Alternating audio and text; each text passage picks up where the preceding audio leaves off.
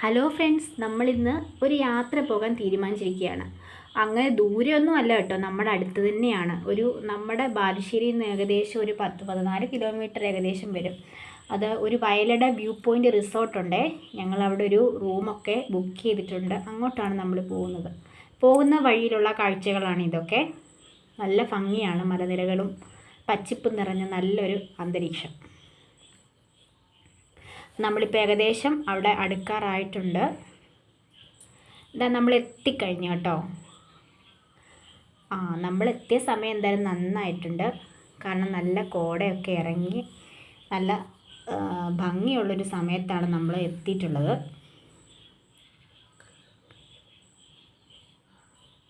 ഇതാ കാണുന്നതാണ് ആ റിസോർട്ട്.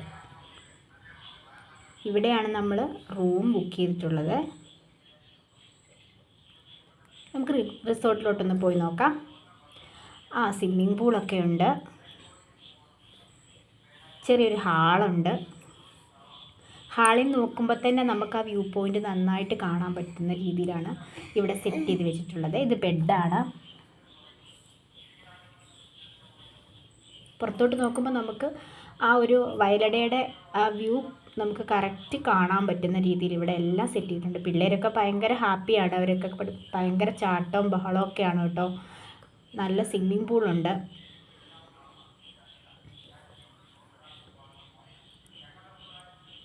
ഇവിടെ നമുക്ക് കോഫി ഫുഡൊക്കെ ഒന്ന് കഴിക്കാം. അടിപൊളിയാണ്. ജസ്റ്റ് ഗൂഗിളിലൊന്ന് സെർച്ച് ചെയ്താൽ മതി വയലട വ്യൂ പോയിൻ്റ്. കോണ്ടാക്ട് ഡീറ്റെയിൽസൊക്കെ കിട്ടും കേട്ടോ. വരാൻ താല്പര്യമുള്ളവർ, കോഴിക്കോട് വരുന്നവർ ഏറ്റവും ഫസ്റ്റിൽ ഇവിടെ ഒന്ന് പോകണമെന്നാണ് എൻ്റെ ഒരു ഒപ്പീനിയൻ.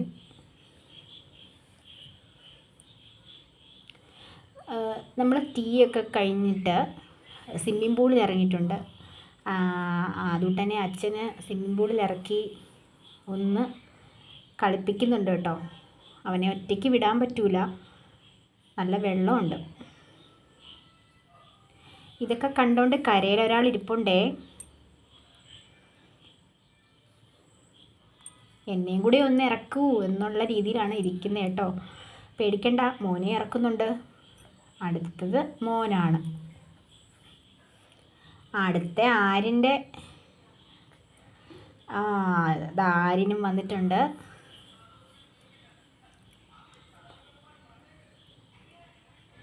ആദ്യം ഒന്ന് പേടിയായിരുന്നു, പക്ഷേ പിന്നെ അത് ഒരു ഹാപ്പിയായി കേട്ടോ. ഞാനും ഒന്ന് ട്രൈ ചെയ്തേ, എനിക്കും ഇഷ്ടപ്പെട്ടു.